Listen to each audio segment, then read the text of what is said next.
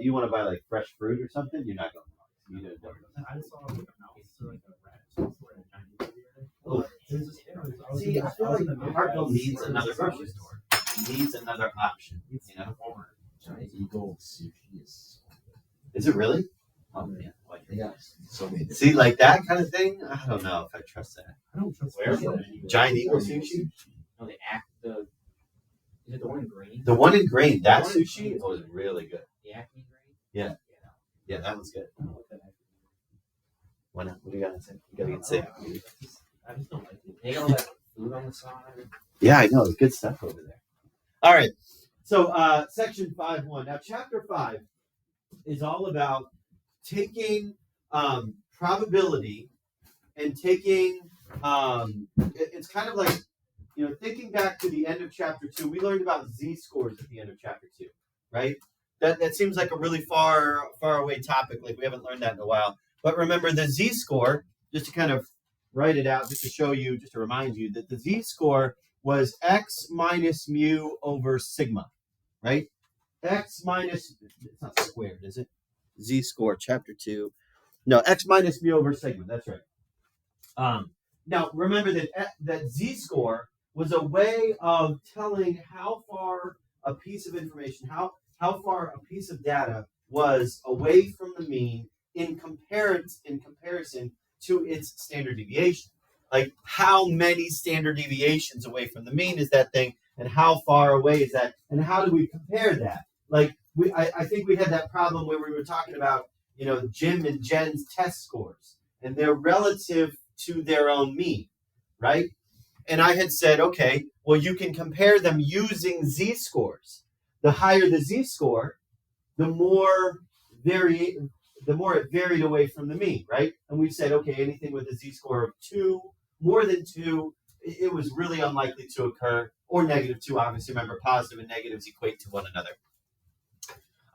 But we had said that you could tell a little bit about the piece of data if you associate it to some sort of z-score, because it's the standard score for all normally distributed things.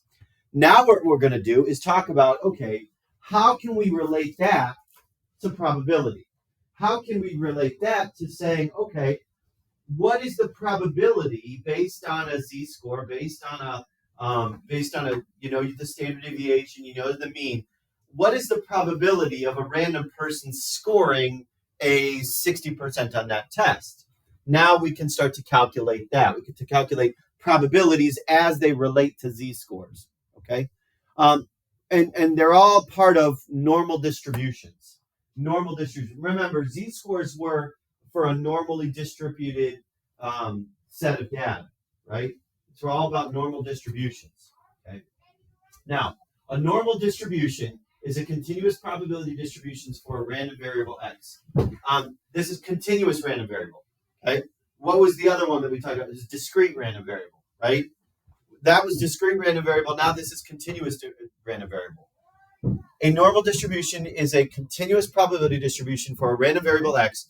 The graph of the normal distribution is called the normal curve. It's the bell curve, right? Normal curve equals bell curve. Bell curve is normal curve. A normal distribution has the following properties. Okay, first thing. The mean, median, and mode are all equal. So they are symmetric, right? They are symmetric distributions. The mean, the median, and the mode are all equal. This is not right skewed. This is not left skewed. This is normal. The mean, median, and mode are all equal. The curve is bell-shaped and symmetric about the mean. The total area under the curve is 1. That's a really interesting statement there. The total area under the curve is equivalent to 1. If you go on and take calculus, that is actually area under the curves is a really big topic in calculus. The area underneath a curve. The area underneath a bell curve is going to be equivalent to 1. The area underneath the standard normal curve is always equal to 1. The normal curve approaches but never touches the x-axis as it extends farther and farther away from the mean. Okay, so that's like an asymptote, right? That's the idea of an asymptote. So it acts like an asymptote on either side, right? It acts like an asymptote on either side. It's on the right side. or excuse me, on your left side. On your left side, it's going to approach the x-axis as I continue on. I could say, if I was using it in terms of the word limit, the limit as x approaches negative infinity, as I continue to the left, farther and farther and farther, it is going to be the x-axis. It's going to, go closer and closer to, but never actually reach it. Same thing is true on the right side. As I increase my x values, as I keep getting further and further and further to the right side, it's gonna almost match my x-axis as I go further to the right. The fifth thing here, between u minus sigma and u plus sigma. Now, what is sigma again? That's one standard deviation. Excuse me. If I graphed these points here and here, come on, can I please get a pen? Thank you. If I graphed these points there and there, those 2 points are what are called inflection points. Inflection points. Now, inflection points is where the slope of the graph would change. Take a look here. This would be what I would consider a concave downward graph. A concave downward graph. Basically, I teach my calculus students that a concave downward graph is a frowny face, and a concave upward graph is a happy face. So this would be considered concave upward, because they're happy faces there, and then concave downward in between there. Okay, and where it switches from concave upward to concave downward are the inflection points of the graph. And they inflect there, meaning their slope changes. That's the maximum slope that I am going to get at those inflection points. Where they occur is plus 1 sigma or minus 1 sigma. Plus 1 standard deviation or minus 1 standard deviation away from the mean. And that's really going to be important. We're going to have to keep talking about these things away from the mean. Remember that everything is centered on the mean. Look, as I get 3 standard deviations away from the mean, those things are very, very, very unlikely to occur, right? The area underneath the curve is very small as I continue to the left and to the right standard deviations away from the mean. Take a look here. I always like to put this graph up here because we get a little confused on the different types of graphs. I'll tell you right now, all 3 of those are normally distributed. All 4 of those graphs are normally distributed. They have different shapes to them, but they are all they're all bell curve shapes. Some are widened, some have been stretched, some have been pulled, some have been shifted, but they all have the same general shape. Notice that they're all symmetric, right? Mean, median, and mode are all the same for each one of those. Right? If I just look at this flattened out curve, mean, median, mode are all 0. If I look at this tall curve, mean, median, mode are all 0. All 0, all 0. These are all symmetric about the mean. These are all symmetric graphs. I should just say that. Which one is going to have the greatest mean?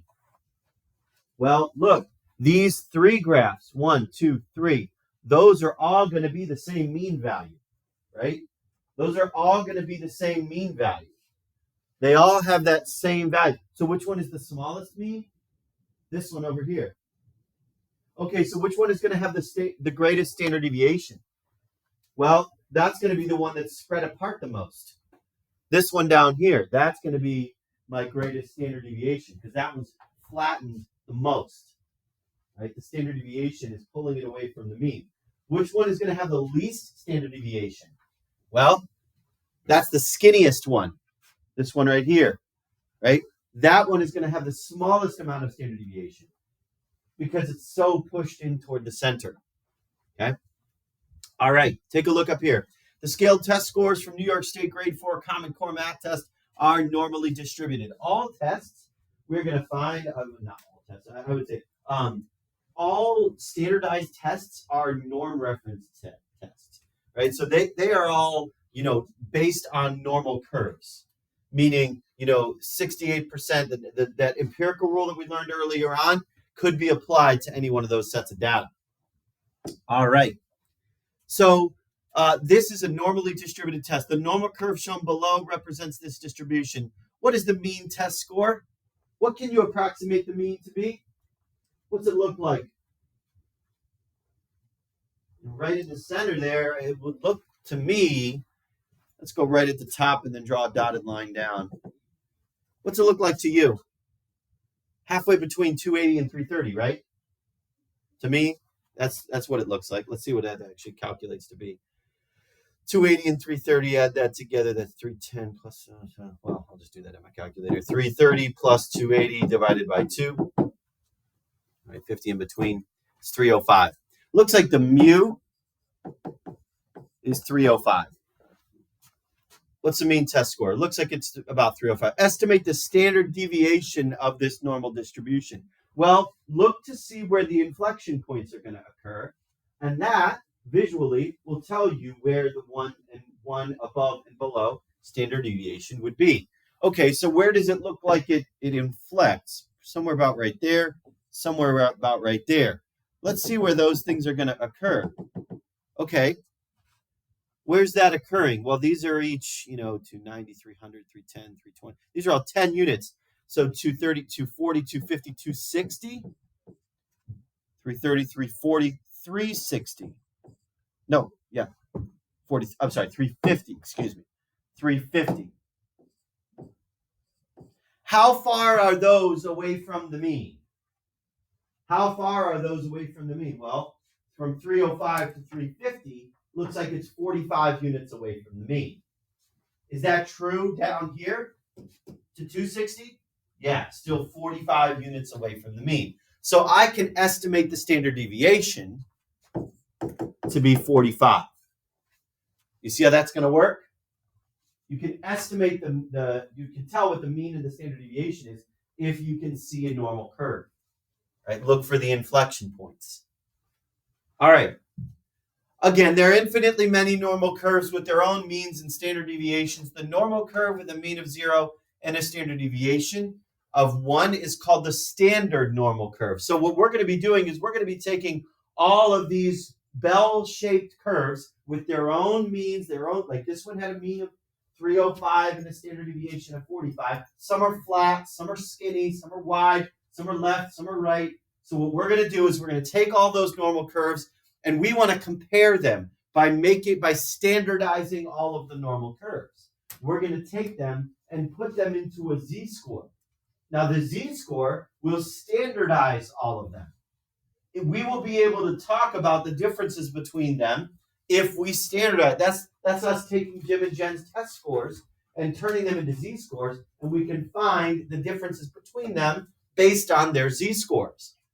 There are infinitely many normal curves with their own means, their own standard deviations. The normal curve with a mean of 0 and a standard deviation of 1 is called the standard normal curve. If you transform all x values into z-scores, those show you the standard normal curve. So we have this formula that we had used in the past, right? X minus mu over sigma, but to turn any x value into a z-score. So if I wanted to say turn 350 into a z-score, I would just take 350 minus 305 over 45. But that would be a z-score of 1, right? Because it is 1 standard deviation above the mean. I could take 380 and do that same thing. 380 minus 305 over 45 and get the z-score. I could do that for any x value and it would give me the standard normal distribution with an area of 1 underneath the curve. Okay? Now, properties of standard normal curves. The cumulative area is close to 0 for z-scores less than negative 3.49. So if you get, the rule is if you get to negative 3.5 in terms of a z-score, the area is negligible. The area is so small that you can say that it's 0. The cumulative area will increase as z-score increases. Think about your bell-shaped distribution, right? If we're down here at negative 3.5, if we're way far to the left at negative 3.5, you can say that that's so far to the left that the area is negligible. It's close to 0, right? It's like so close to 0 that we say that it's small enough to not even exist. The cumulative area, as I increase my z-scores, obviously cumulative area will increase. So like area would be here, and then area here, and then all area here, then all area here. So we're saying areas to the left of the z-score, basically. So cumulative area is going to increase as I increase my z-score. The cumulative area for 0, like if I go to my mean here, let me erase away this piece here. If I go to my mean and say I have a z-score dead center, that's half. That's half the normal distribution, right? That's half the bell curve. So the cumulative area for z is equal to 0. If I'm dead on my mean, is 1/2, 0.5. The cumulative area is close to 1 for any z-score as I get up to 3.5. So we're saying if you got a z-score all the way over there, that's close enough to 1 that the difference away from 1 is negligible at that point. Right? Just like it was negligible, the difference away to 0, the difference away from 1 at a z-score of 3.49, it's negligible. Okay? So if you get to negative 3.5 or positive 3.5 standard deviations away from the mean, you are getting nearly the entire bell curve. So close that the difference away is negligible. Okay? All right, so let's take a look here. Use the z. Oh, this is a fun moment right here, folks. This is the first time we're going to use these z-score tables. I had to print them hot off the presses from last period. Now, these things that I am about to give you, these z-score tables that I am about to give you, are in the pink sheets. Everybody look up here. These z-score tables that I am about to give you are in the pink packets. Okay, so that packet that I gave you at the beginning of the year, beginning of the semester, that also includes the z-score tables. But I am going to give you an extra copy here so that you don't have to mess with all of that. Okay, there are only, there's about 10 of you guys in here.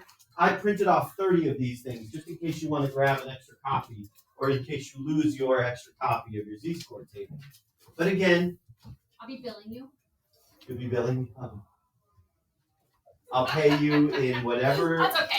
I'm just kidding. I'll pay you thousands of dollars for that one. I'm just kidding. No, I'm not. I'll pay you. Nope, it's you guys. Just you guys. Did everybody get one? So I got distracted. Okay. She helps a lot of my Algebra 1 students. We'll just put it that way. Some of them are more needy than others. I was trying to figure out what that was. You never talked to me about that. Yeah, we'll just leave it at that. All right. Use the z-score tables to answer the following questions. All right. So let's take a look at this table that I just gave you. It's double-sided, right? Okay. This front side, based on the holes, this is the front side. The front side are all, look down the left side of that table. You see all the negative z-scores? You see negative z-scores. Negative 3.4 all the way ranging to negative 0.0. Now look along the top. You see the 0.9, 0.8, 0.7, 0.6, 0.5. Okay, you can calculate probabilities for z-scores to the nearest 100. Here's what I mean. Actually, it might be a good idea to pull it up on the screen as well. Standard normal table here. Let me get this here. Open it up from here. Perfect. All right. So, mine's in color a little bit there. So, I'm just going to zoom in here. Yeah, perfect. In here, I got this for you. Just at this moment here. Okay, so here's how to read a z-score table. Here's how to read a z-score table. If you wanted to find the value in this table for negative, let's say negative 2.35. Negative 2.35. Teaching pressure is fun. It's just so fun. Hey, that was knowledge. Just threw it back. All right, so negative 2.35. Here's how you would read that. You would find the negative 2.3. Everybody follow me there?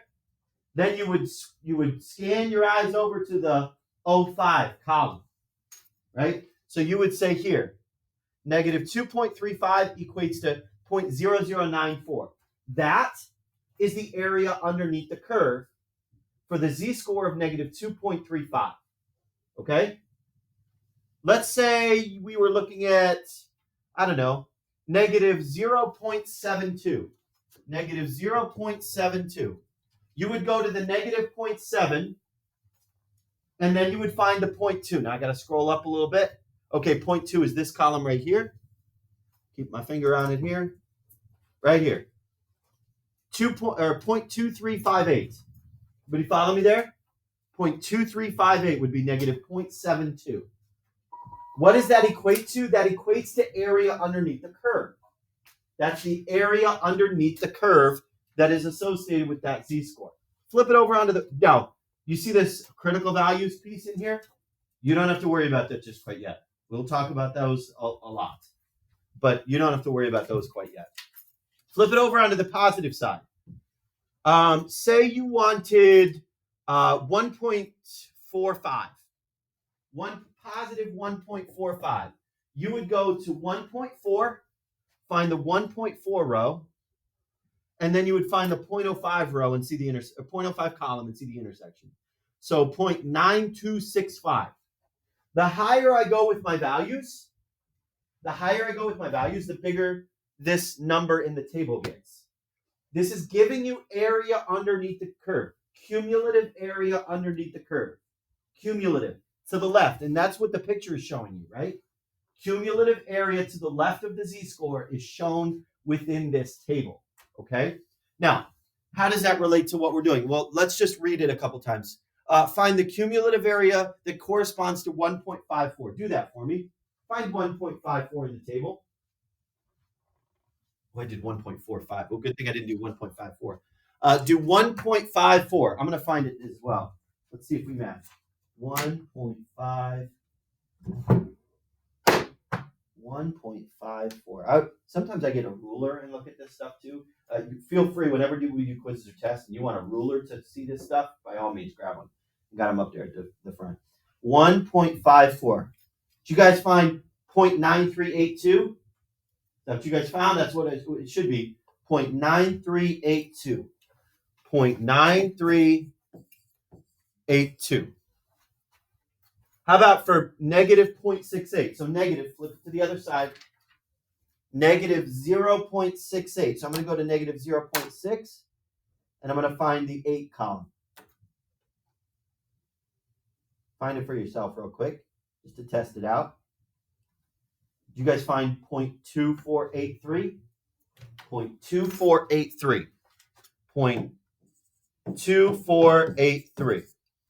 You don't know what this means yet. I haven't taught you that yet. But this is the cumulative area underneath the curve. Okay? Now, take a look here.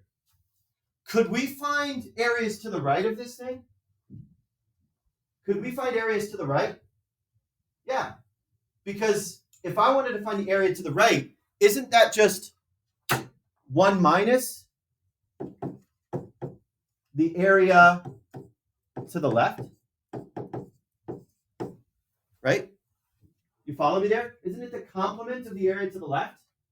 If I want the area to the right, notice z greater than 1.28.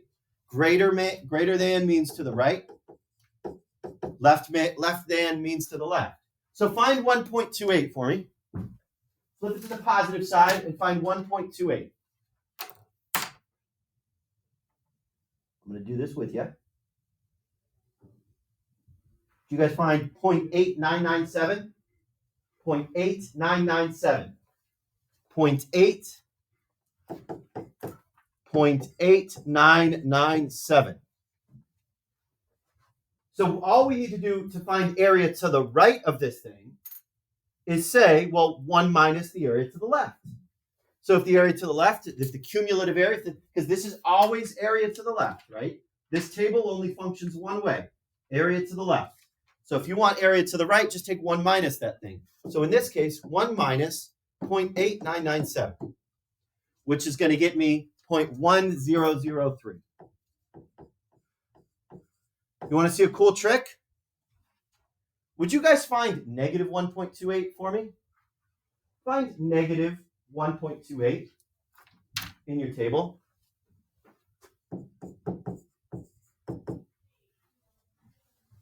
What is negative 1.28? 0.1003. Check it again. Negative 1.28 is going to give you the exact same area as to the right of 1.28. Why is that the case? Well, think about it logically. If I've got a bell curve and I have 1.28 standard deviations away from the mean, that's like here and here. No matter what side I'm on, either left side or right side, shouldn't this area and this area, if I'm truly symmetric, shouldn't those areas be the same? Right? So really, finding the area to the right of a z-score, there are two ways to do it. You could find the complement of the left, or you could just take the negative z-score, the opposite z-score.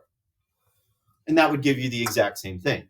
So for example here, let's do that one more time with negative 0.4. This is saying I want the area to the right of negative 0.4. Let's do it the second way this time. What's the opposite z-score of negative 0.4? Positive 0.4. Find positive 0.4. Find positive 0.4.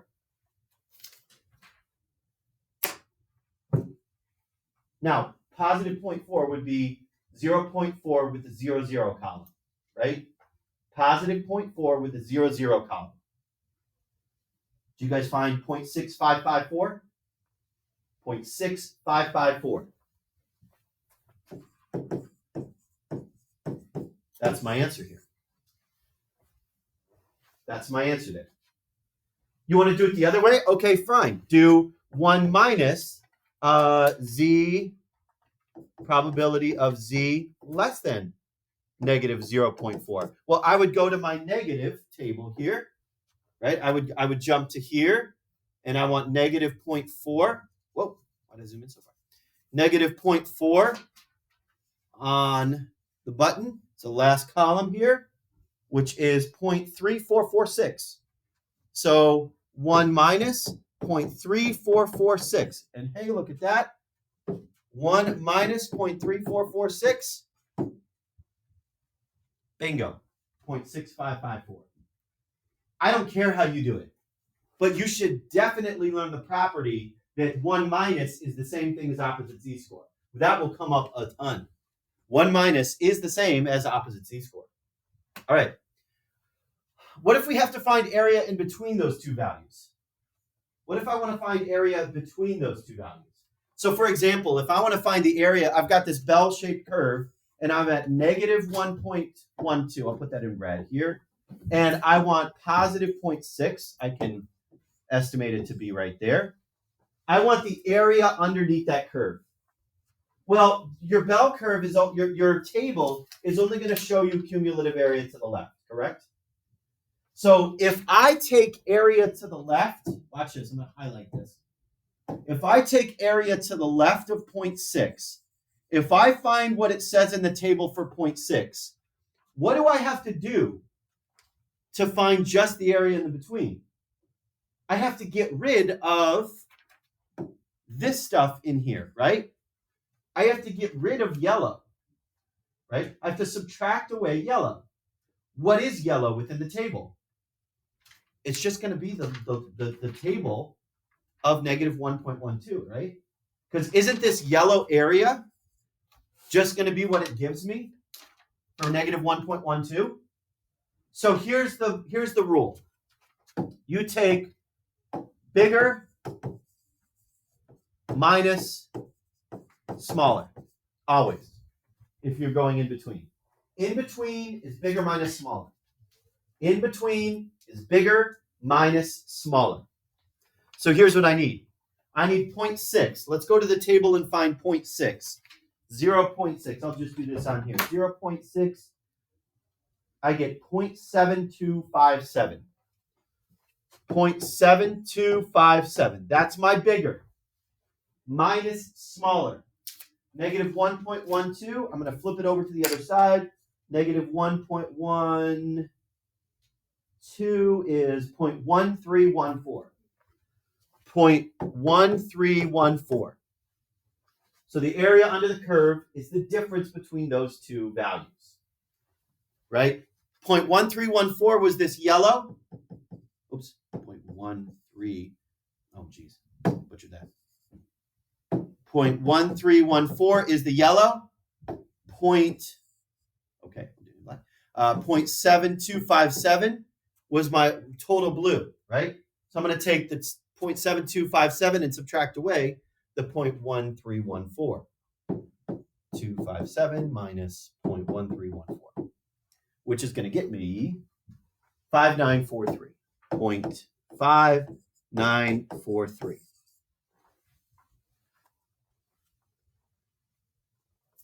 Okay, we'll do that one more time.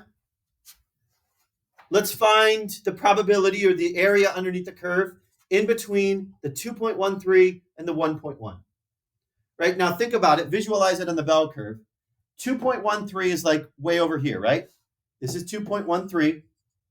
Think about where 1.1 is. Okay, it's like just past the inflection point, right? There's 1.1. So it's kind of a small-ish area, right? A small-ish area. I want just the area in here.